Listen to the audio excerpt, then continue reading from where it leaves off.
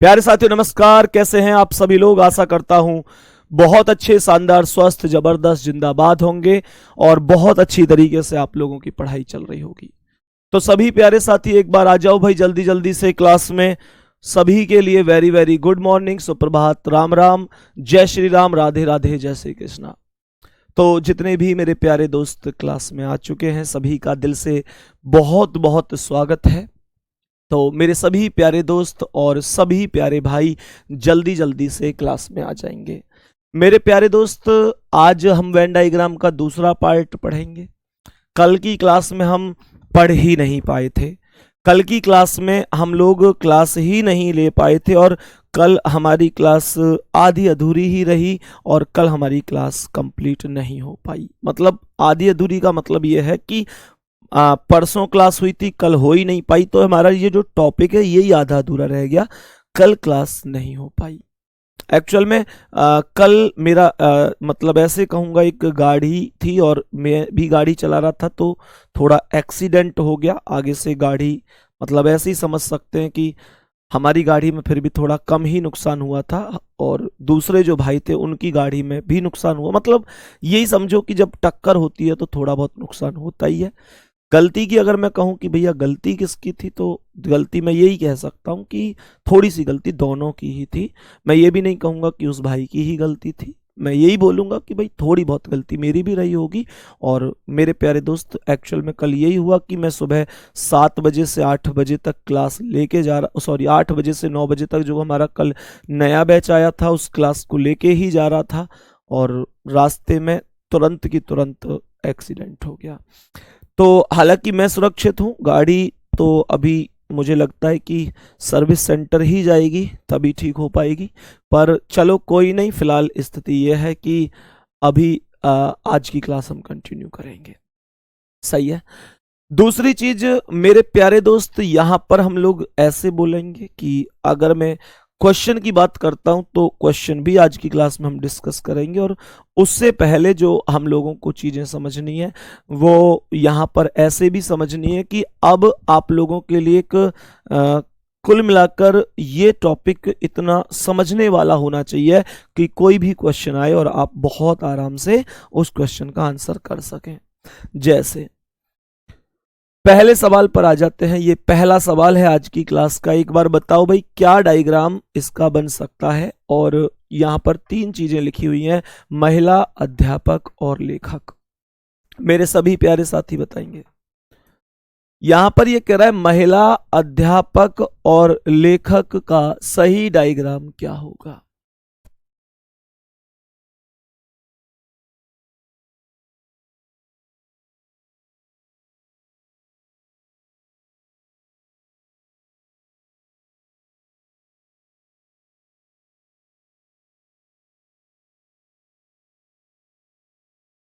बताओ भाई, सभी प्यारे साथी बताएंगे जल्दी से। तो क्वेश्चन ने यहां पर बोला है कि महिला, अध्यापक और लेखक के बीच में क्या वेन डायग्राम बनाया जा सकता है।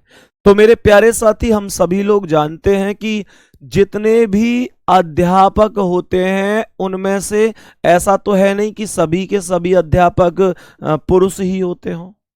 कुछ अध्यापक ऐसे भी होते होंगे मेरे प्यारे साथी जो कि लेडीज टीचर होती होंगी, महिलाएं होती होंगी। तो कुछ अध्यापक महिलाएं हो गई। आगे कह रहा है कि अब रही बात लेखक की, तो हम अच्छी तरीके से जानते हैं कि सभी प्यारे साथी इस बात को समझेंगे कि कुछ महिलाएं और कुछ अध्यापक लेखक होते हैं। भैया लेखक हर व्यक्ति नहीं होता, लेकिन कुछ व्यक्ति लेखक होते हैं। जवाब आ जाएगा इस प्रश्न का ऑप्शन नंबर सी, तीनों के अंदर सम का रिलेशन हो जाएगा। तीनों के अंदर सम का रिलेशन हो जाएगा। ये पूरा का पूरा लॉजिक है। सही है। अब क्वेश्चन क्या कह रहा है, समझने की कोशिश करना, प्रश्न को ध्यान से समझने की कोशिश करना कि नेक्स्ट क्वेश्चन क्या कह रहा है। सवाल ने कहा कि पुरुष डॉक्टर और इंजीनियर, पुरुष डॉक्टर और इंजीनियर के बीच में उचित वेन डायग्राम क्या बनेगा। ध्यान से समझने की कोशिश करना। मैंने आप लोगों से क्या कहा मेरे प्यारे दोस्त, जो डॉक्टर है और जो इंजीनियर है इनको अलग अलग रखना होगा। हमेशा ध्यान रखना कि जो दो व्यवसाय होते हैं, दो व्यवसाय को हमेशा अलग अलग ही रखा जाता है। दो व्यवसाय को अलग अलग ही रखा जाता है मेरे प्यारे साथी। और बात करते हैं पुरुष की, तो पुरुष बीच में आएगा। कुछ पुरुष इंजीनियर होंगे और कुछ पुरुष डॉक्टर होंगे। अब कुछ लोग यहां पर एक गलती करते हैं, कुछ लोग एक गलती करते हैं। वो क्या कर देते हैं, वो यहां पर सोचते हैं कि कुछ कुछ डॉक्टर इंजीनियर हो सकते हैं। ये डॉक्टर और ये इंजीनियर, कुछ डॉक्टर इंजीनियर हो सकते हैं, ये गलत हो जाएगा, ध्यान रखना। ऐसा कभी नहीं हो सकता कि आप दो व्यवसाय को एक साथ जोड़ें। जैसे मैं उदाहरण के तौर पर एक क्वेश्चन लिख लेना अपनी कॉपी में। अगर मैं आप लोगों से एक उदाहरण के तौर पर अगर बोलूं कि एक लिखा हुआ है शिक्षक, एक लिखा हुआ है इंजीनियर, एक लिखा हुआ है डॉक्टर और एक लिखा हुआ है वकील, तो क्या डायग्राम बनेगा इनका? ये तीनों व्यवसाय हैं, तीनों को अलग अलग ही बनाना पड़ेगा गुड्डा। कुछ लोग मैंने ऐसे भी देखे, वो कहते हैं भैया हमारे पड़ोस में एक अंकल जी हैं और वो अंकल जी ऐसे हैं कि वो घर की डिजाइन भी बना दें, वो दवाई भी दे दें और भैया वो कानून भी जाने, वो एफिडेविट भी बना दें। तो वो तो कुछ हो गए नहीं। मेरे प्यारे दोस्तों, अगर कोई आदमी ऐसे कर रहा है तो वो ठीक है, अपना भाई गांव समाज में आदमी करता है, कोई एक दूसरे की शिकायत नहीं करता। लेकिन वास्तविकता ये है कि मेरे प्यारे दोस्त, आप ये बात ध्यान रखना, इंजीनियर अलग है, डॉक्टर अलग, वकील अलग। जो व्यवसाय होते हैं वो हमेशा अलग अलग ही होते हैं, ये ध्यान रखना है आप लोगों को हमेशा। सही है। दूसरी चीज मेरे प्यारे दोस्त, अब यहां पर एक अपवाद क्या है? एक अपवाद है, और अपवाद क्या है? अपवाद होता है शिक्षक। अपवाद होता है शिक्षक। अपवाद कैसे होता है? अगर मैं यहां वकील के स्थान पर शिक्षक रख दूं तो अब ये डायग्राम कैसे बनेगा पता है? अब इंजीनियर और डॉक्टर तो अब भी अलग रहेंगे, लेकिन शिक्षक दोनों में जुड़ेगा। कहने का मतलब यह है कि शिक्षक का व्यवसाय हमेशा ध्यान रखना कि सभी के साथ कुछ के रूप में जुड़ा हुआ होता है। शिक्षक का व्यवसाय कभी भी अलग नहीं माना जाएगा। कारण क्या है? क्योंकि ऐसे सोचो कि जो शिक्षक है, खुद सोचो, जो एलएलबी के बच्चों को पढ़ा रहा है, एलएलबी के बच्चों को, एलएलएम के बच्चों को जो पढ़ा रहा है वो पढ़ा रहा है, इसलिए शिक्षक है। लेकिन अगर मुझे ये बताओ, उसने खुद भी तो एलएलबी किया होगा, जब ही तो पढ़ा रहा है वो, तभी तो पढ़ा रहा है वो एलएलबी के बच्चों को। क्यों भैया? जब उसने खुद एलएलबी की होगी तभी तो एलएलबी की क्लास लेगा, और जब उसने एलएलबी कर ली होगी तो उसे निश्चित रूप से एडवोकेट की उपाधि भी मिल गई होगी। तो यही मतलब होता है। मेरे कहने का अर्थ ये हुआ कि हमेशा आपको इस बात का ध्यान रखना है कि मेरे प्यारे वीरों, हमेशा ध्यान रखना है कि जो व्यक्ति पढ़ा रहा है वो पढ़ा रहा है इसलिए शिक्षक है, लेकिन जिस लाइन में पढ़ा रहा है उस लाइन के बच्चे उससे जुड़े हुए हैं, उन्हें पढ़ा रहा है, तो उसने वो डिग्री खुद भी ले रखी है। मेडिकल कॉलेज में पढ़ाने वाला टीचर पढ़ा रहा है, इस वजह से शिक्षक है, लेकिन मेडिकल कॉलेज के बच्चों को पढ़ाएगा तभी जब उसने पहले वो उपाधि खुद भी ली होगी, तो शिक्षक कनेक्ट होता है। एक बार थम्स अप करो, बात आ रही है समझ में?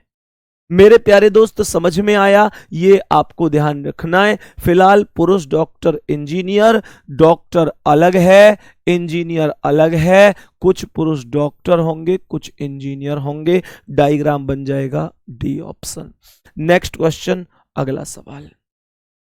सवाल करा आयकर दाता कर्मचारी और पुरुष, आयकर दाता मतलब इनकम टैक्स में, सही है। मुझे ये बताओ इनकम टैक्स पेयर, जो इनकम टैक्स भरने वाले हैं, मानकर चलो इनकम टैक्स भरने वाले जो हैं उनमें ऐसा थोड़ी कि सभी पुरुष होते हैं, और ऐसा भी नहीं है कि कोई पुरुष नहीं होता, कुछ पुरुष होते हैं कुछ महिलाएं, और कुछ इनमें कर्मचारी होते हैं भैया, कुछ हो सकता है अपने बिजनेसमैन हो, कुछ सरकारी नौकरी वाले अलग हों, तो ये डायग्राम बनेगा। जवाब हो जाएगा ऑप्शन नंबर डी, करेक्ट और राइट जवाब है। यहां तक कोई दिक्कत नहीं होगी, यहां तक कोई दिक्कत नहीं होगी। मैं समझ सकता हूं कि आप पूरा समझ गए होंगे। नेक्स्ट क्वेश्चन पर आ जाओ। बर्तन, चम्मच, स्टील की वस्तुएं, बर्तन, चम्मच और स्टील की वस्तुएं, गौर से समझिएगा एक बार। बर्तन, चम्मच और स्टील की वस्तुएं, चम्मच बहुत तरीके की आती है, हम सभी जानते हैं। एक वो आती है जैसे चाउमीन वगैरह खामे, वो कांटे वाली सी हो है, एक नॉर्मल चम्मच होती है। लेकिन मुझे ये बताओ कि ये जितनी भी चम्मच हैं, जितनी भी चम्मच हैं, ये सभी की सभी बर्तन में ही तो होती हैं। जितनी भी चम्मच होती हैं ये सभी की सभी बर्तन के अंदर आएंगी कि नहीं आएंगी। रही बात स्टील की वस्तुओं की,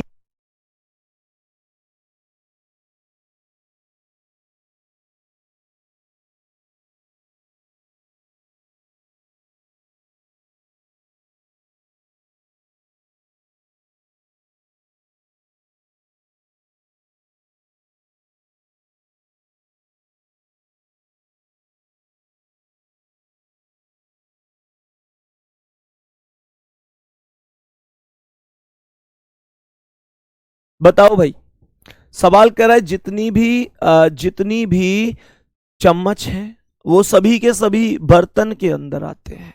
रही बात स्टील की वस्तुओं की, तो हम क्या कहेंगे कि कुछ बर्तन और कुछ चम्मच स्टील के होंगे। चम्मच जरूरी थोड़ी कि स्टील की ही होंगी सभी, है भाई, कुछ ऐसी भी तो होती हैं जो लकड़ी की चम्मच होती हैं। तो इस प्रश्न का करेक्ट आंसर कौन सा बन गया? Option number D right answer हो गया। चौथा ऑप्शन करेक्ट आंसर हो जाएगा। अगले सवाल पर बढ़ते हैं, नेक्स्ट क्वेश्चन पर। फूल, गुलाब और पीला, क्या बोला? फूल, गुलाब और पीला। मेरे प्यारे दोस्त, गुलाब चाहे सफेद हो, लाल हो, हरा हो, अलग अलग प्रजातियां हैं गुलाब की, लेकिन जितनी भी प्रजातियां हैं, जितने भी तरह के गुलाब हैं, वो सभी के सभी फूल वर्ग के अंतर्गत आएंगे कि नहीं आएंगे? वो सभी के सभी फूल वर्ग के अंतर्गत आएंगे। जितने भी गुलाब हैं वो सभी के सभी फूल होते हैं। और मेरे प्यारे साथी, रही बात पीला की, तो सभी गुलाब पीले नहीं होते, कुछ गुलाब पीले होते हैं, कुछ गुलाब अलग कलर के भी होते हैं, और कुछ फूल पीले होते हैं, कुछ फूल अलग तरीके के भी होते हैं। तो यहां पर भाई साहब पीला आ जाएगा। कहने का मतलब सभी के सभी गुलाब फूल हैं, कुछ गुलाब और कुछ फूल पीले हैं। आंसर कहां है? ऑप्शन कहां है? बी ऑप्शन पर है, ये करेक्ट जवाब बन जाएगा। यहां तक कोई दिक्कत तो नहीं है। नेक्स्ट क्वेश्चन पर आ जाते हैं। अब आज की क्लास का अगला सवाल ने कहा है इंजीनियर, स्नातक और पुरुष। इंजीनियर, स्नातक और पुरुष का सही डायग्राम क्या बन सकता है? जल्दी से बताएंगे, ध्यान से समझो क्या कह रहा है। सवाल ने कहा इंजीनियर, स्नातक और पुरुष का उचित वेन डायग्राम क्या होगा? मेरे प्यारे दोस्तों, इंजीनियर जो होते हैं वो सभी स्नातक नहीं होते, सभी इंजीनियर स्नातक नहीं होते, और सभी स्नातक इंजीनियर नहीं होते। कुछ इंजीनियर स्नातक होंगे, तो कुछ इंजीनियर स्नातक हो गए। रही बात पुरुष की, तो भैया इंजीनियर महिलाएं भी होती हैं, इंजीनियर पुरुष भी होते हैं। तो क्या बोलेंगे यहां पर? कुछ महिलाएं या कुछ पुरुष बोलेगा, तो इस तरीके से आएगा। इंजीनियर और पुरुष क्या बोलेंगे? कुछ इंजीनियर स्नातक हैं, कुछ स्नातक पुरुष हैं, हर एक पुरुष स्नातक थोड़ी होता है। क्या बोलेंगे? कुछ इंजीनियर पुरुष हैं, कुछ महिलाएं भी हो सकती हैं। तो आंसर कौन सा बन जाएगा? डी ऑप्शन करेक्ट आंसर बनेगा। सभी में सम का रिलेशन बनने वाला है। बी आंसर कैसे हो सकता है? जो लोग बी आंसर बता रहे हैं, मुझे बताओ बी कैसे हो सकता है? बी का मतलब आपका पता है क्या है? बी का मतलब आपने दो गोलों को बिल्कुल अलग अलग किया है। पहला सर्कल और लास्ट वाला सर्कल आपने एकदम अलग कर दिया है। मैं आपसे यह पूछना चाहता हूं कि आपने कौन सी दो चीजों को अलग किया साहब? आपने कौन सी दो चीजों को अलग कर दिया? कौन सी दो चीजें थी जिनको आपने अलग कर दिया? इनमें से कोई भी ऐसे दो हैं क्या जिनका आपस में कोई रिलेशन नहीं होगा? जिनका आपस में कोई रिलेशन नहीं होगा? क्या कोई भी दो चीजें ऐसी हैं? मेरे प्यारे साथी, हमेशा ध्यान रखो, कोई भी दो चीजें ऐसी नहीं है जिन्हें आप अलग कर सकते हैं। क्या आप ये कहोगे कोई इंजीनियर स्नातक नहीं है? क्या आप ये कहोगे कोई स्नातक पुरुष नहीं है? क्या आप ये कहोगे कोई पुरुष इंजीनियर नहीं है? नहीं कह सकते ना। तो सोचो बी कैसे हो सकता है? डी ऑप्शन होगा। ओके, नेक्स्ट क्वेश्चन, अगला सवाल। भारतीय स्त्रियां और मतदाता। मतदाता, ध्यान से समझो। इंडियंस, वोमेन और वोटर्स, बहुत अच्छी तरीके से समझना। बताओ भाई, गुन्नू राठौर क्या दिक्कत हो गई? बढ़िया गुड़िया बताएंगे एक बार, क्या दिक्कत हो गई एक बार बताएंगे गुड़िया? सवाल को समझो। भारतीय स्त्रियां और मतदाता के बीच में क्या डायग्राम बनेगा? मेरे प्यारे साथी, ये है भारतीय। मुझे ये बताओ कि ऐसे समझो कि अगर मान के चलो ये स्त्रियां हमने बताया डायग्राम में, तो मुझे ये बताओ क्या सभी की सभी स्त्रियां भारतीय ही होती हैं? क्या सभी? स्नातक का मतलब क्या है सर? बेटा स्नातक का मतलब होता है ग्रेजुएट, ग्रेजुएशन वाला, ठीक है। जितनी भी स्त्रियां हैं, क्या सभी स्त्री भारत में ही हैं? भैया, स्त्री भारत से अलग भी तो है। स्त्री भारत से अलग भी तो हैं, विदेशों में भी तो स्त्री रहती हैं। तो कुछ स्त्रियां भारतीय होंगी। अब मुझे यह बताओ, क्या सभी स्त्रियां मतदाता हैं, मतलब वोट डालने वाली हैं? क्या सभी स्त्रियां वोटर हैं? क्या सभी स्त्रियां वोटर हैं? नहीं, सभी स्त्रियां वोटर नहीं है। कुछ स्त्रियां वोटर हैं, कुछ स्त्रियां वोट डालती हैं। तो जवाब जो बनेगा वो जवाब बनेगा कुछ इस प्रकार से। करेक्ट आंसर होगा option number A. Correct answer हो जाएगा ऑप्शन नंबर ए। यहां तक कोई दिक्कत परेशानी नहीं होगी। सही है, बहुत ही बढ़िया। आंसर ए ऑप्शन करेक्ट हो जाएगा। नेक्स्ट क्वेश्चन, अगला सवाल। मगरमच्छ, जलीय जंतु और सरीसृप, बताएंगे इसका करेक्ट आंसर क्या हो जाएगा? सही जवाब क्या होगा?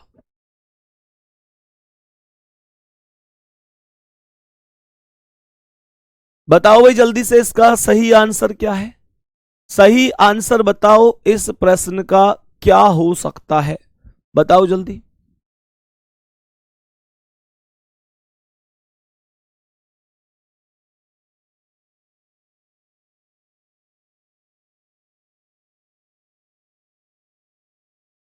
बताओ भाई, सभी प्यारे साथी बताएंगे। हमने कहा मगरमच्छ, जलीय जंतु और सरीसृप, क्या डायग्राम हो सकता है? एक बार जल्दी से बताओ। सभी प्यारे साथी बताओ भाई, क्या डायग्राम होगा? जल्दी से बताओ, अभी पूछूंगा मैं इसे। थोड़ी देर के लिए होल्ड पर। यह बताओ कि सरीसृप वर्ग में मगरमच्छ आता है कि नहीं आता है? मगरमच्छ सरीसृप वर्ग में आएगा कि नहीं आएगा, यह बताइए एक बार। नेक्स्ट क्वेश्चन पर आओ। स्नातक, शिक्षक और साक्षर। चलो, स्नातक, शिक्षक और साक्षर का वेन डायग्राम क्या हो सकता है? बताओ जल्दी।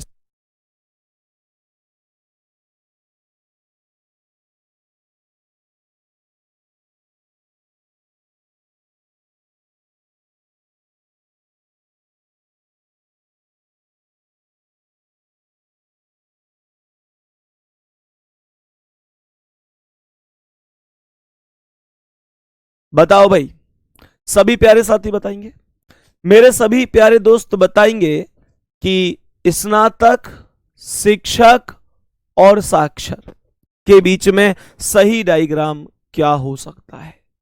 बताओ जल्दी से। सभी प्यारे साथी एक बार जल्दी से बताएंगे क्या डायग्राम सही हो सकता है इस प्रश्न का। जल्दी से बताओ भाई सभी प्यारे साथी। मुझे एक बात बताओ कि जितने भी स्नातक होते हैं, जितने भी स्नातक हैं, ऐसे बताओ जितने भी स्नातक व्यक्ति हैं, जितने भी लोगों ने स्नातक मतलब पढ़ाई की हुई है, ग्रेजुएट हैं, वो सभी के सभी साक्षर हैं कि नहीं है? सभी स्नातक साक्षर हैं कि नहीं? जिस आदमी ने ग्रेजुएशन कर ली, जिस आदमी ने ग्रेजुएशन कर ली, वो पढ़ा लिखा है कि नहीं है? भैया ग्रेजुएशन करके बैठा है तो पढ़ा लिखा तो होगा ही होगा। है भैया, स्नातक साक्षर के अंतर्गत आएंगे कि नहीं आएंगे? रही बात शिक्षक की, तो मेरे प्यारे दोस्त कुछ स्नातक शिक्षक होते हैं और कुछ साक्षर शिक्षक होते हैं। मेरे प्यारे दोस्त सभी के सभी अब यहां पर एक गड़बड़ हमने क्या कर दी, हमने यहां पर ये साक्षर का डायग्राम बनाया और इधर हमने कहा कि ये जो शिक्षक हैं, ये जो शिक्षक हैं ये साक्षर नहीं है क्या? तो भैया साक्षर तो ये भी हैं, पर इससे बेस्ट डायग्राम बन नहीं सकता। क्यों? क्योंकि हमें पता है कि सभी स्नातक और सभी साक्षर शिक्षक नहीं हो सकते, कुछ हो सकते हैं, कुछ नहीं हो सकते। ठीक है, चलो नेक्स्ट क्वेश्चन। ग्रामवासी, गरीब व्यक्ति, ग्रामवासी, गरीब व्यक्ति और पुरुष के बीच का वेन डायग्राम क्या होगा? मैंने कहा ग्रामवासी, गरीब व्यक्ति और पुरुष के बीच का उचित वेन डायग्राम क्या हो सकता है? बोलो जल्दी से। सभी प्यारे साथी एक बार जल्दी से बताएंगे। मुझे ये बताओ कि जितने भी पुरुष होते हैं, क्या सभी के सभी ग्रामवासी हैं? सभी के सभी ग्रामवासी हैं? नहीं। मेरे प्यारे बच्चे क्या बोलेंगे? मैंने आप लोगों से बोला कि सभी के सभी बच्चे, सभी के सभी बच्चे क्या बोला? ध्यान से समझना। एक मिनट, पिछले वाले सवाल को एक बार और देख लेंगे, एक छोटा सा कंफ्यूजन है अभी उस क्वेश्चन में। कह रहा है सभी के सभी बच्चे, मुझे सभी बताओ सभी पुरुष क्या ग्रामवासी हैं? कुछ पुरुष ग्रामवासी होते हैं। भैया कुछ पुरुष ही तो ऐसे होंगे जो ग्रामवासी होंगे, कुछ पुरुष ऐसे भी होंगे जो शहर में रहते होंगे, कुछ पुरुष गांव में रहते होंगे, कुछ पुरुष शहर में रहते होंगे। दूसरा, रही बात गरीब व्यक्ति की, तो कुछ पुरुष गरीब हैं, कुछ अमीर हैं। कुछ गरीब व्यक्ति गांव में रहते हैं तो भैया गरीब व्यक्ति शहर में भी रहते हैं। कुछ गरीब व्यक्ति गांव में, कुछ गरीब व्यक्ति शहर में, कुछ अमीर व्यक्ति गांव में, कुछ अमीर व्यक्ति शहर में। तो यहां पर जो डायग्राम आएगा वो इस प्रकार से आएगा और सी ऑप्शन करेक्ट हो जाएगा। इससे पहले वाले सवाल को हम एक बार समझ लेते हैं थोड़ा सा। इससे पहले वाले सवाल को हम एक बार समझ लेते हैं। सवाल को ध्यान से समझना, हम एक बार इसे थोड़ा दोबारा से समझते हैं, थोड़ा सा दोबारा से समझने की कोशिश करते हैं कि इसका अर्थ क्या होगा। मेरे प्यारे दोस्त ध्यान से समझना। मुझे यहां पर एक चीज बताओ, इस सवाल में अगर मैं यहां पर स्नातक की बात करूं और शिक्षक की बात करूं, तो मेरे प्यारे दोस्त हमें पता है कि जितने भी व्यक्ति स्नातक हैं उनमें से सभी के सभी शिक्षक नहीं है, कुछ स्नातक ऐसे हैं जो शिक्षक हैं, कुछ स्नातक शिक्षक हैं। ये जो हमने बी ऑप्शन बनाया था, ये मेरा माइंड कहता है कि गलत हो जाएगा, क्योंकि फिर अगर शिक्षक इन्हें बनाऊं तो बाकी शिक्षक क्या साक्षर नहीं है? बाकी भी तो साक्षर है। सवाल ने यहां पर कहा है कि कुछ स्नातक। भाई देखो, स्नातक और शिक्षक का कैसे बन सकता है? पहले दो का बनाओ। स्नातक और शिक्षक का कैसे बन सकता है? कुछ स्नातक शिक्षक होंगे और कुछ शिक्षक स्नातक होंगे।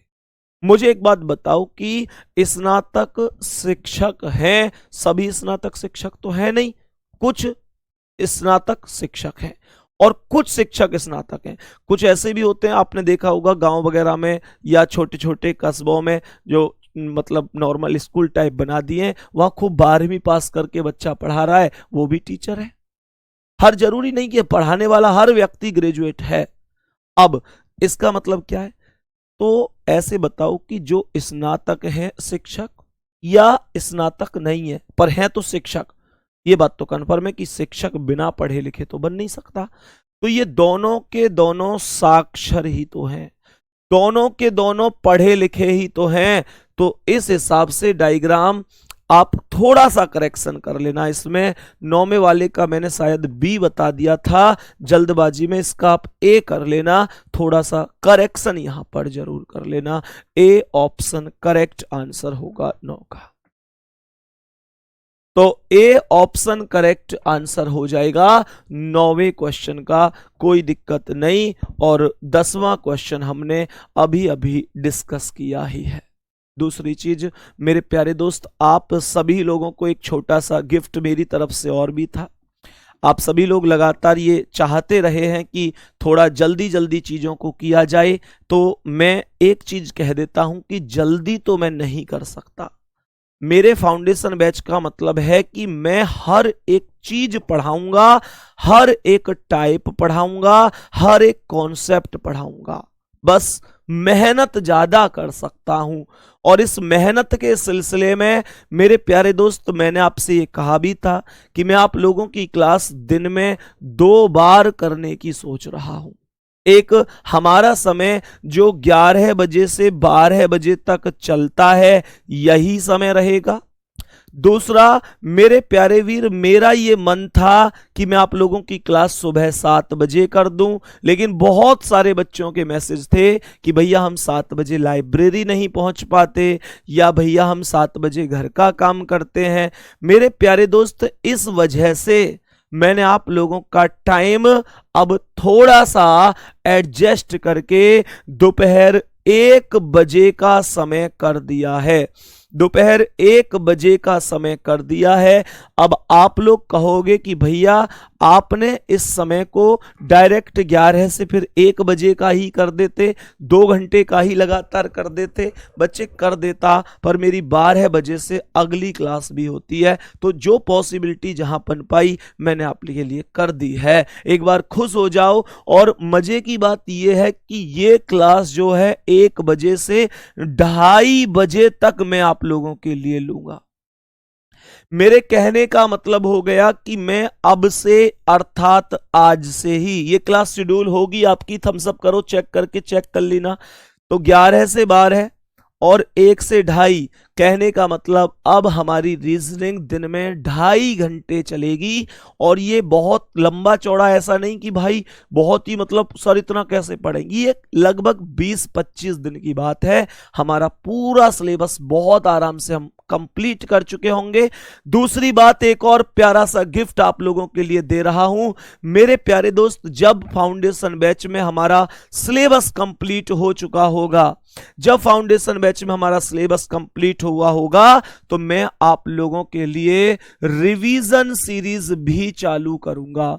रिवीजन सीरीज भी कहने का मतलब सिलेबस खत्म करके मैं तुम्हें छोड़ने वाला नहीं हूं, क्योंकि मैं तुम्हारे साथ तुम्हारे पेपर तक डटा रहूंगा। जिस दिन तक तुम पेपर दे के नहीं आ जाओगे, तुम्हारा भाई तुम्हें अपने से दूर नहीं करेगा। सिलेबस कंप्लीट हो भी जाएगा तो भी मैं रिवीजन सीरीज चालू करूंगा, और आप लोगों को मैं उस टाइम पर बताऊंगा कि टॉपिक वाइज चलेगा, मिक्स चलेगा, कैसे चलेगा, लेकिन चलेगा, लगातार चलता रहेगा। क्योंकि मैं पढ़ाना नहीं छोड़ूंगा तुमको, और तुम पढ़ना मत छोड़ना जिस दिन तक पेपर ना हो जाए।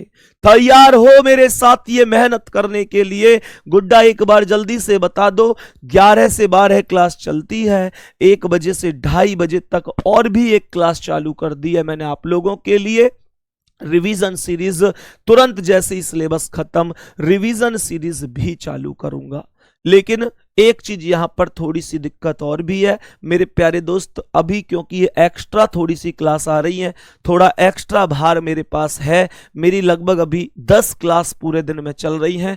तो मेरे प्यारे दोस्त, अभी जो आपको 10 क्वेश्चन मिल रहे थे शाम को टेलीग्राम पर, कुछ समय के लिए वो नहीं मिल पाएंगे, उन्हें थोड़ा सा एडजस्ट कर लेना, क्योंकि मेरे प्यारे वीर अब टाइम तो टाइम के हिसाब से बनेगा ना यार, तो उसे थोड़ा एडजस्ट कर लो, कोई दिक्कत नहीं। जैसे ही सिलेबस होता है वो सब कुछ मैं कराऊंगा तुम लोगों के लिए सब कुछ, ठीक है। तो मेरे प्यारे दोस्त, रिवीजन सीरीज भी चालू करेंगे सिलेबस के बाद, बस तुम पढ़ाई करते रहो इस तरीके से, और विश्वास रखो कि जिस दिन तक तुम्हारा एग्जाम नहीं होगा, तुम्हारा भाई तुम्हारे साथ किसी भी बहाने से जुड़ा हुआ रहेगा, चाहे वो रिवीजन सीरीज हो, चाहे वो कोई स्पेशल टॉपिक हो, चाहे कोई ऐसा टॉपिक तुम मुझसे कहते रहना भैया ये समझ में नहीं आया फिर करवाऊंगा, भैया ये टाइप समझ में नहीं फिर करवाऊंगा, कुछ नई नई चीजें लाता रहूंगा, पर तुमको मैं रीजनिंग कंटेंट से जोड़ के रखूंगा, और पेपर में बड़ा धमाका हम मिलकर करने वाले हैं। सही है। तो मेरे प्यारे वीरों, इतना सब हम लोग समझ गए होंगे अब, ठीक है। अब हम नेक्स्ट क्वेश्चन पर चलेंगे, और नेक्स्ट क्वेश्चन ध्यान से समझना क्या है, क्या कह रहा है। सवाल पर आ जाते हैं एक बार। सवाल कह रहा है कि माता पिता, अमीर व्यक्ति और किसान, माता पिता, अमीर व्यक्ति और किसान, इनके बीच में क्या डायग्राम बनेगा? बताओ भाई जल्दी से। माता पिता, अमीर व्यक्ति और किसान के बीच में क्या डायग्राम बनेगा? मानकर चलो ये हमारे माता पिता हैं। देखो, माता और पिता को अलग अलग नहीं रखा गया है, माता और पिता को अलग अलग नहीं रखा गया है। मेरे सभी प्यारे साथी समझेंगे, माता पिता एक ही सर्कल में आएंगे, क्योंकि एक ही जगह रखा हुआ है। मुझे ये बताओ, क्या हम में से सभी के माता पिता अमीर हैं? हम में से सभी के माता पिता अमीर नहीं है। हम में से कुछ के माता पिता बहुत अमीर हैं और कुछ के माता पिता गरीब हैं। सही है। तो मैंने आप लोगों से कहा कि ये कुछ माता पिता अमीर हो जाएंगे, और दूसरी बात, अब रही बात किसान की, तो भैया कुछ माता पिता किसान हैं, कुछ माता पिता किसान नहीं हैं। तो यहां पर हम किसान को यहां पर रख देंगे मेरे प्यारे साथी, ये किसान होगा। अब आप लोग कहेंगे क्या कुछ किसान अमीर व्यक्ति होंगे? भैया किसान अमीर कैसे हो सके? मैं किसान तो तुम्हें ऐसे ऐसे दिखा दूं, कोठी ठोक रखी है गुड्डा। किसान ने तुम हल्के में मत लियो, किसान बहुत तगड़े तगड़े भी हैं जिनके पास ठीक ठाक पैसा है। सही है। तो ये ध्यान रखना है। आंसर हो जाएगा कि ए ऑप्शन करेक्ट आंसर है, राइट जवाब है। ओके, नेक्स्ट क्वेश्चन, अगला सवाल। स्नातक, साक्षर और परिश्रमी, स्नातक, साक्षर और परिश्रमी के बीच का डायग्राम बनाओ। जितने भी व्यक्ति स्नातक हैं वो सभी के सभी पढ़े लिखे हैं कि नहीं, साक्षर हैं कि नहीं। साक्षर का अर्थ होता है पढ़ा लिखा, साक्षर का अर्थ होता है पढ़ा हुआ।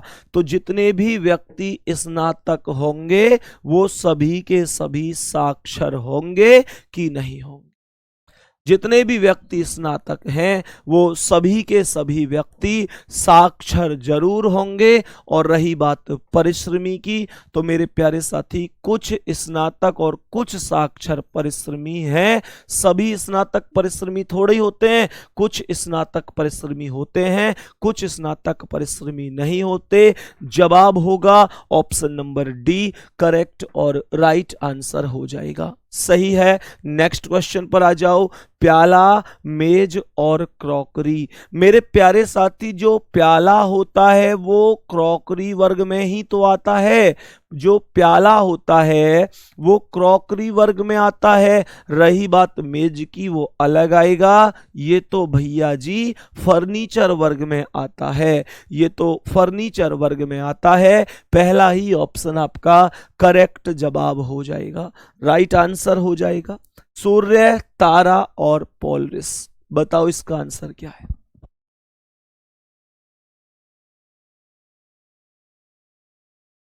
बताओ भाई सभी प्यारे साथी।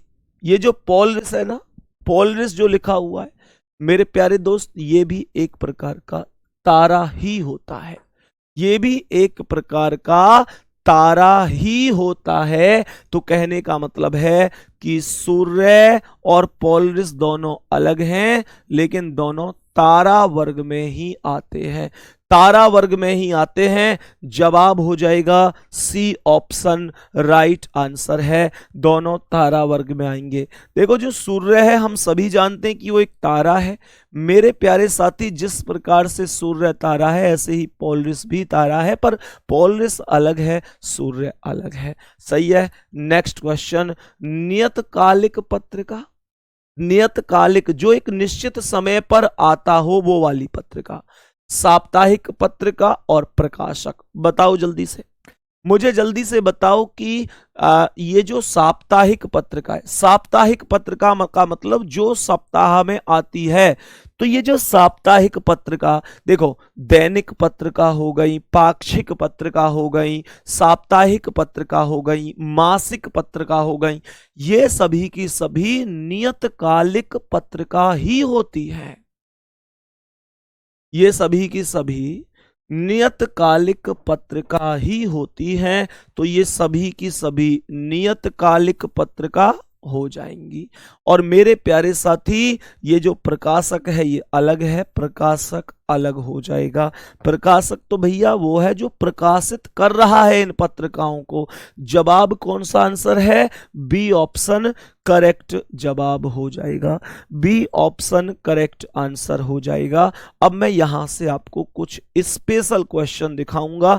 स्पेशल बोले तो आपने देखा होगा कभी कभी ऐसे क्वेश्चन भी बन जाते हैं जिनमें मेरे प्यारे साथी आपसे इस तरीके से पूछ लेता है, जैसे आपसे ऐसे पूछ लेता है। ध्यान से समझना इस क्वेश्चन को, ऐसे क्वेश्चन भी कभी कभी देखने को मिलते हैं। ध्यान से समझो, आते हैं ना ऐसे क्वेश्चन? दिखाओ भाई ने ध्यान से, सही से प्रश्न को ध्यान से समझना, प्रश्न को ध्यान से समझना कि ऐसे जो क्वेश्चन है वो क्या है। यहां पर कह रहा है कितने काले केवल सफेद हैं। केवल शब्द का मतलब है कि और कुछ नहीं होना चाहिए। कितने काले केवल सफेद हैं। तो मेरे प्यारे वीरों यहां पर ये जो वर्ग है ये काले को दर्शा रहा है, तो इसने कहा कितने काले, तो काले होने चाहिए। अब यहां पर केवल सफेद है, ये सफेद होने चाहिए। इसका मतलब जो यहां पर लिखा हुआ ये नहीं होना चाहिए। तो कहने का मतलब कौन सा नंबर है, कौन सा नंबर ऐसा नंबर है, ध्यान से समझना मेरे प्यारे दोस्त, ध्यान से समझने की कोशिश करना, ध्यान से समझना। कौन सा ऐसा नंबर है, कौन सा ऐसा नंबर है जो इस वर्ग में और इस सर्कल में कॉमन रूप से आता है?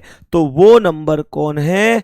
6 नंबर है, 6 नंबर है। बहुत सारे बच्चे कह रहे हैं 9, बेटा 9 है तो सही इन दोनों में कॉमन, लेकिन 9 इसलिए नहीं होगा क्योंकि ये ट्राइंगल में भी आ रहा है और इसने बोला है केवल कितने काले केवल सफेद हैं, तो केवल काले और केवल सफेद होने चाहिए, ट्राइंगल में नहीं होना चाहिए। तो बस 6 नंबर ही होगा जो करेक्ट जवाब होगा, जो करेक्ट जवाब हो जाएगा वो कौन होगा? केवल 6, यही करेक्ट और राइट आंसर हो जाएगा। ऑप्शन नंबर सी सही जवाब हो जाएगा। नेक्स्ट क्वेश्चन क्या है, इस पर आ जाते हैं। बताओ भाई जल्दी से, नंबर साफ नहीं दिख रहे हैं क्या? एक बार बोलेंगे नंबर को, मैं एक बार बता देता हूं कि कैसे कैसे क्या नंबर लिखा हुआ है। यहां पर ये 10 लिखा हुआ है, यहां पर चेक करते रहना भाई ये 10 है, यहां पर ये 18 है, 18 ही है, यहां पर ये क्या है 13, ये है 9, ये 16, 19 और 15। बताओ जल्दी से, थोड़ा सा स्पष्ट हो सकता है कम दिख रहा हो, पर फिर भी कोई नहीं, मैं आपकी थोड़ी सी हेल्प कर दूंगा, कोई दिक्कत नहीं है। सवाल में यहां पर 15 है, यहां 18, यहां 10, 9, 13, 19, 16। उन नियोजित कार्यरत युवाओं की संख्या कितनी है जो स्नातक नहीं है? समझो प्रश्न को, समझो। उन नियोजित यानी कार्यरत युवाओं की संख्या क्या है? कार्यरत होने चाहिए, युवा होने चाहिए, कितने कार्यरत ऐसे युवा हैं जो जो स्नातक नहीं है, मतलब इस स्नातक में नहीं हो, अर्थात स्नातक का क्या है, वर्ग है। स्नातक नहीं होने चाहिए, स्नातक नहीं होने चाहिए, इन दोनों में कॉमन होने चाहिए। तो मेरे प्यारे साथी सोचो कौन है? क्या 15 है? 15 तो सर युवक में है ही नहीं, वर्ग से बाहर है। क्या 19 है? सर 19 भी युवक से बाहर है। क्या 10 है? सर 10 युवक में है पर कार्यरत में नहीं है। 18 ले लो सर, 18 कार्यरत में भी है और युवक में भी है। करेक्ट आंसर आएगा option number C, right answer है। वेरी गुड मेरे प्यारे वीरों, वेरी गुड। ऐसे क्वेश्चनों में सच में कुछ नहीं है, बस देखते जाओ और क्वेश्चन को करते जाओ, क्वेश्चन को देखते जाओ और करते जाओ। बड़े आराम से तसल्ली से ऐसे क्वेश्चन सॉल्व हो जाते हैं। मुझे लगता है इसमें तो कोई दिक्कत ही नहीं हो रही होगी। थम्स अप कर दो एक बार कि भैया इसमें कोई भी दिक्कत नहीं हो रही है। और मुझे लगता है कि ये सबसे ज्यादा आसान तुम्हें लग रहा होगा, कुछ है ही नहीं इसमें। आओ एक बार नेक्स्ट क्वेश्चन पे। अब समझो, कई बार क्या होता है कि हम लोगों को चीजें लिख कर आती हैं साथ के साथ। जैसे पिछले वाले सवाल में यहां पर ये जो सर्कल था इस पर कार्यरत लिखा हुआ था, वर्ग पर युवक था, यहां स्नातक था मेरे प्यारे साथी, लेकिन यहां लिखा हुआ नहीं है। पर लिखा हुआ नहीं है लेकिन दिया हुआ है। कैसे दिया हुआ है समझो, यहां पर व्रत पुलिस कर्मियों को दर्शाता है। खुद बोला है उसने कि निम्नलिखित आरेख में व्रत पुलिस कर्मियों को दर्शाता है, पुलिस कर्मियों को दर्शाता है। जो व्रत है, इसका अर्थ हुआ कि ये जो व्रत है, ये जो व्रत है ये पुलिस कर्मियों को दर्शा रहा है। पी मतलब पुलिसकर्मी लिख देता हूं, पी मतलब पुलिसकर्मी। यहां पर मेरे प्यारे साथी कह रहा है कि वर्ग खिलाड़ियों को निरूपित करता है, तो ये जो वर्ग है ये खिलाड़ियों को निरूपित करेगा, सही है। और यहां पर क्या कह रहा है, ये तो पुलिसकर्मी हो गए, ये कौन हो गए, खिलाड़ी। और कह रहा है कि त्रिभुज करदाताओं को निरूपित करता है। ये जो त्रिभुज है ये करदाताओं को निरूपित करता है।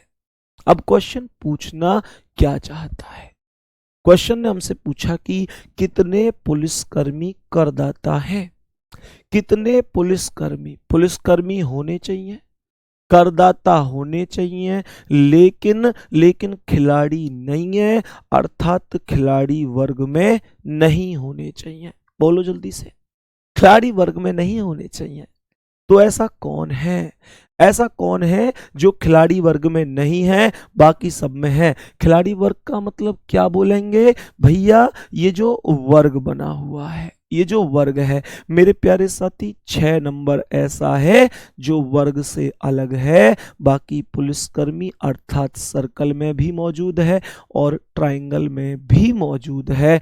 तो आंसर बी ऑप्शन अर्थात 6 करेक्ट हो जाएगा। क्या बोलेंगे, बी ऑप्शन अर्थात 6 करेक्ट हो जाएगा, right answer option number B. यहां तक कोई दिक्कत तो नहीं है मेरे सभी प्यारे दोस्त, बताएंगे यहां तक किसी भी भाई को, किसी भी दोस्त को कोई दिक्कत परेशानी तो नहीं है? बोलो एक बार, बात यहां तक ओके है?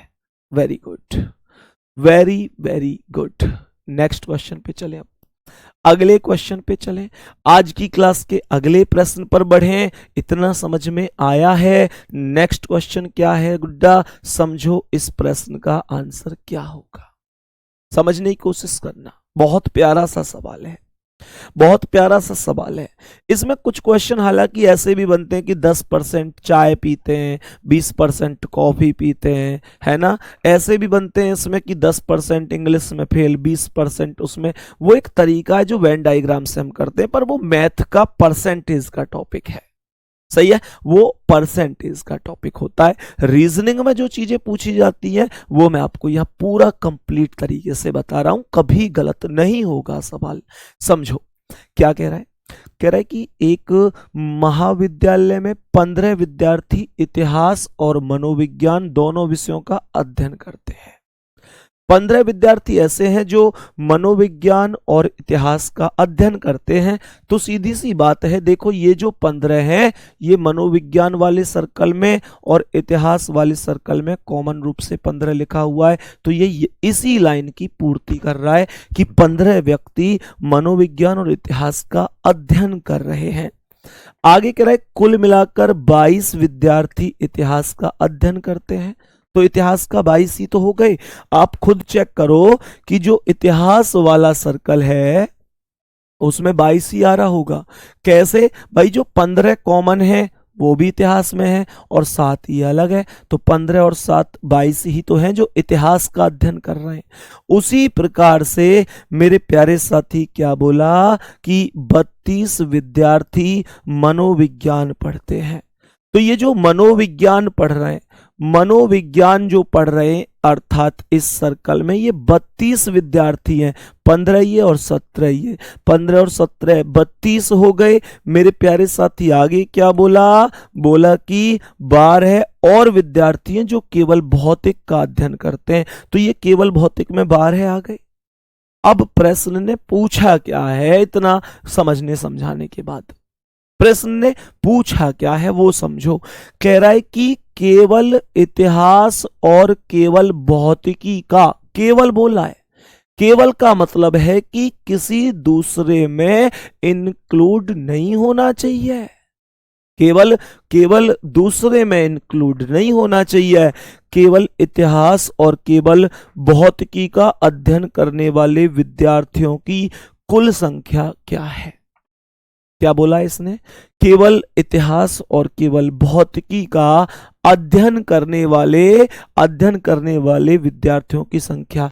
तो बताओ भाई जल्दी से, केवल इतिहास और केवल भौतिकी, तो केवल इतिहास में कितने 7, केवल भौतिकी में कितने 12, और 12 प्लस 7 करोगे तो कितना हो जाएगा, 12 प्लस 7 करोगे तो 19 हो जाएगा। डी ऑप्शन आपका राइट आंसर हो जाएगा। यहां तक मैं समझ सकता हूं कि किसी भी दोस्त को, किसी भी भाई को कोई भी प्रॉब्लम नहीं होगी। सही है, वेरी गुड। नेक्स्ट क्वेश्चन, आओ अगला सवाल। बोलेंगे इसका आंसर क्या है, सभी प्यारे साथी बताएंगे। सभी प्यारे साथी एक बार बताएंगे इस प्रश्न का करेक्ट और राइट जवाब क्या हो सकता है। चलो आ जाओ।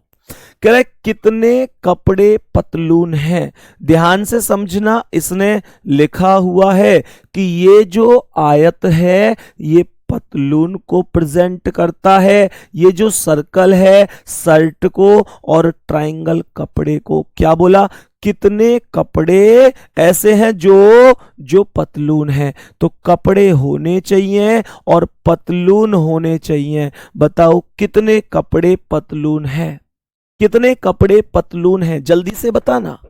मैंने कहा कितने कपड़े पतलून हैं, तो आप लोग कहेंगे कि भैया कि ऐसा है कि यहां पर एक तो ये 4 नंबर ऐसा है जो कपड़े है और पतलून है, 4 नंबर ऐसा है। अब कुछ लोग 4 पर टिक लगा देंगे, वो कहेंगे 4 आंसर आ गया। नहीं बेटा, ये जो 3 नंबर है इसे भी तो प्लस करो, ये जो 3 नंबर है इसे भी तो प्लस करो। तुम कहोगे भैया 3 क्यों प्लस करें, ये 3 तो शर्ट में भी आ रहा है। मुझे ये बताओ, शर्ट में आ रहा है वो मैटर नहीं है, मुझे ये बताओ क्या ये 3 पतलून और कपड़े अर्थात आयत और ट्रायंगल इनमें मौजूद है या नहीं है। यस और नो बता दो। आप नो कह ही नहीं सकते क्योंकि ये 3 मौजूद है। दूसरी बात, अगर ये मौजूद है तो ये बात ध्यान रखना, ये 4 + 3 7 आंसर बनाएगा। क्यों बनाएगा, क्योंकि 4 कब होता, अगर ये क्वेश्चन कहता कि कितने कपड़े ऐसे हैं जो केवल पतलून है, तो मैं कहता कि ठीक है फिर शर्ट को नहीं जोड़ेंगे क्योंकि केवल पतलून का बोला है। या फिर ये कहता कि कितने कपड़े ऐसे हैं जो पतलून है लेकिन शर्ट नहीं है, तो भी नहीं जोड़ता। लेकिन उसने मना तो कर ही नहीं है ना, तो मैं जोड़ूंगा, इसलिए जवाब आएगा मेरे प्रश्न का। मेरे प्यारे साथी, जब कह रहा है कि हाँ भाई, जब कह रहा है कि नहीं है तो कोई नहीं, फिर तो सीधी सी बात है, साथ ही होगा, सी ऑप्शन आंसर होगा। गलत मत किया करो जल्दबाजी में। अरे समझ में आया कि नहीं? नेक्स्ट क्वेश्चन पर आओ, बताओ इसका आंसर क्या है। बोलो प्यारे वीरों, इसका आंसर क्या है? मेरे सभी प्यारे वीर जल्दी से बताएंगे इस प्रश्न का करेक्ट और राइट आंसर क्या हो जाएगा। क्या कह रहा है ये सवाल? सवाल को बड़े ही आराम से समझने की कोशिश करनी है कि क्या इस प्रश्न का राइट आंसर हो सकता है। सवाल के अनुसार अगर मैं चेक करूं तो ये जो पहला सर्कल है ये शतरंज का है, ये जो दूसरा सर्कल है ये लूडो का है, और ये जो नीचे वाला सर्कल है ये स्क्वैश का है। बताओ जल्दी से क्या आंसर होगा। और क्वेश्चन क्या पूछा गया है? कह रहा है कितने छात्र केवल एक खेल खेलते हैं। बड़ा आसान क्वेश्चन है। कितने छात्र ऐसे हैं जो केवल एक ही खेल खेलते हैं? तो मेरे प्यारे साथी, एक तो ये 19 हैं जो केवल शतरंज खेलते हैं, एक ये 21 हैं जो केवल लूडो खेलते हैं, और ये 13 हैं। तो जोड़ दो, 3 1 4 और 3 7, 2 और 2 4, ये क्या है 7 थोड़ा ही ना, ये कितना आएगा? ये आएगा 9 और 1 10 और 3 13 का 3 हासिल 1, 2 और 1 3 और 1 4 और 1 5, 53 आंसर होगा। डी ऑप्शन करेक्ट आंसर होगा। 53 डी ऑप्शन करेक्ट आंसर हो जाएगा। नेक्स्ट क्वेश्चन पर आ जाओ। सभी प्यारे साथी बताएंगे, सभी प्यारे साथी बताएंगे इस प्रश्न का करेक्ट जवाब क्या होगा, सही आंसर क्या हो सकता है। बताओ भाई इस प्रश्न का राइट आंसर, इस प्रश्न का राइट आंसर बता दो। कह रहा है कितने ग्रामीण या तो किसान हैं या अमीर हैं, लेकिन दोनों नहीं है। ग्रामीण, कितने ग्रामीण, ग्रामीण होने चाहिए, या तो अमीर है या किसान है, पर दोनों नहीं होने चाहिए, दोनों नहीं होने चाहिए। तो मेरे प्यारे साथी ध्यान से सुनना, एक नंबर तो, एक तो है ये 22 ऐसा है वो ग्रामीण हैं, अर्थात इस आयत में आ रहे हैं, जो सर्कल में अर्थात किसान में आ रहे हैं, लेकिन अमीर नहीं है। दोनों होने भी नहीं चाहिए, एक होना चाहिए। और दूसरा अगर 22 के बाद बात करता हूं तो एक ये 14 नंबर है जो ग्रामीण भी है और अमीर भी है ट्राइंगल में, लेकिन मेरे प्यारे साथी सर्कल से अलग है। तो 22 में 14 प्लस कर दो, ये 36 आपका करेक्ट आंसर हो जाएगा, राइट आंसर हो जाएगा 36, सही जवाब होगा। नेक्स्ट क्वेश्चन आ जाओ, आज की क्लास का अगला सवाल। बताओ भाई इसका आंसर क्या है।